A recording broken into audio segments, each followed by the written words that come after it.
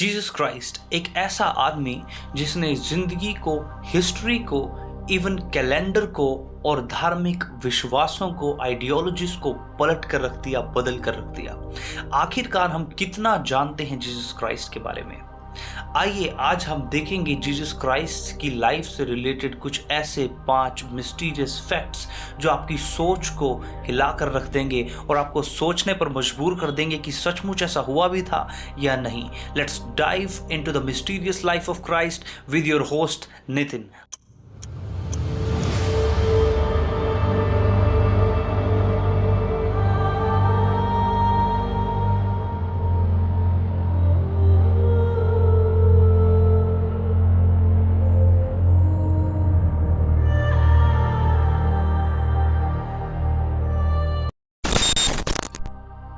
जब Jesus Christ 12 साल के हुए तो उन्हें यहूदियों के मंदिर में धर्मशास्त्रियों के साथ डिबेट करते हुए देखा गया। लेकिन आश्चर्य की बात यह है कि 12 साल से लेकर 30 साल के बीच में उनकी ज़िंदगी में क्या हुआ, उनकी ज़िंदगी कैसी गुजरी, ये बाइबल में या किसी भी यहूदी ग्रंथ या किसी और किताब में मेंशन नहीं है। कई लोगों का मानना है 12 साल से लेकर 30 साल की उम्र के बीच में जीसस क्राइस्ट तिब्बत, इजिप्ट या फिर इंडिया गए मिस्टिकल ज्ञान इकट्ठा करने के लिए।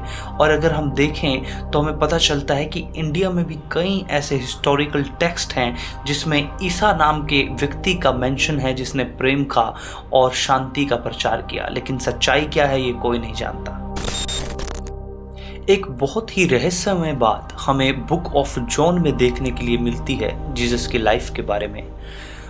और इस इंसिडेंट में क्या हुआ कि एक औरत को एडल्ट्री यानी कि व्यभिचार की वजह से पकड़ लिया गया और क्राउड इकट्ठा हो जाता है और उसे मारने की कोशिश करता है। वहाँ पर लॉ था कि जो भी व्यभिचार में पकड़ा जाएगा उसे पथराव करके, स्टोनिंग करके मार दिया जाए। और जब जीसस वहाँ पर पहुँचते हैं, देखते हैं कि किस प्रकार से लोग इकट्ठा हुए हैं और उस औरत को घेर लिया गया है उसको मारने के लिए, पथराव करने के लिए, तब जीसस क्राइस्ट वहाँ पर पहुँचते हैं और ज़मीन पर बेंड होकर कुछ लिखते हैं। और लिखने के बाद वो बोलते हैं कि जिसने पाप नहीं किया वो पहला पत्थर मारे। लेकिन क्या आप जानते हैं कि सबसे ज़्यादा रहस्यमय बात क्या है? वो ये कि आज तक किसी को नहीं पता कि एक्चुअल में जीसस क्राइस्ट ने ज़मीन पर क्या लिखा। क्या वो उस औरत का नाम था या फिर उसके पाप थे या कुछ और? We don't know.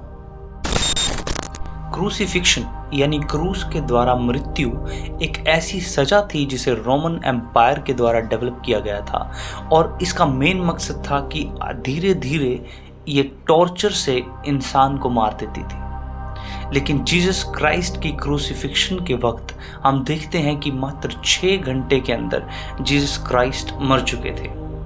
लेकिन इसमें हैरानी की बात यह है कि कुछ लोगों का मानना है कि वो कभी मरे ही नहीं थे और उनके डिसाइपल्स के द्वारा उन्हें ऐसे ही क्रूस से उतार कर कब्र में ले जाया गया।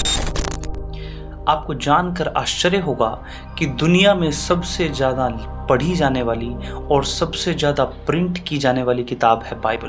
और इससे भी ज़्यादा आश्चर्य की बात यह है कि यही वो दुनिया में इकलौती किताब है जिसको डिस्ट्रॉय, बैन, जलाने की कोशिश हिस्ट्री में कई एम्पायर्स के द्वारा की गई, कई लोगों के द्वारा, कई राजाओं के द्वारा की गई। और इस जद्दोजहद में ऐसा हुआ कि बाइबल की बहुत सी किताबें जलकर राख हो गई, हिस्ट्री के पन्नों में दब गई और आज भी उनका कोई पता नहीं है। तो हैरानी की बात यह है कि आज जो बाइबल हमारे पास है क्या वो एग्जैक्ट बाइबल है या नहीं। अगर हम कैथोलिक क्रिश्चियंस को देखते हैं तो उनकी बाइबल में 73 बुक्स हैं और अगर हम प्रोटेस्टेंट क्रिश्चियंस को देखते हैं तो उनकी बाइबल में 66 बुक्स हैं। ये काफ़ी आश्चर्य की बात है, लेकिन हम नहीं जानते कि एग्जैक्टली सच क्या है। और एक काफ़ी बैफलिंग बात जो आपको हैरान कर रख देगी वो ये है कि क्या जीसस क्राइस्ट मैरिड थे? हम सभी ये जानते हैं कि उन्होंने सिंगल रहकर और सेलिब्रेट रहकर अपनी ज़िंदगी को जिया।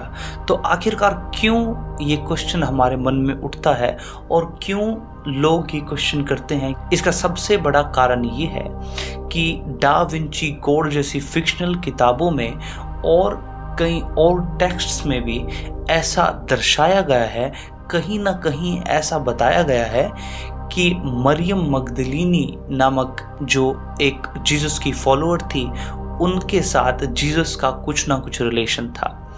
लेकिन कई लोगों का जो पॉपुलर बिलीव है वो ये है कि जीसस क्राइस्ट का पूरा डिवोशन किंगडम ऑफ गॉड के लिए था और उन्हें अपनी सारी जिंदगी अपने मिशन के लिए अकेले और अविवाहित रहकर बिताने का चुना।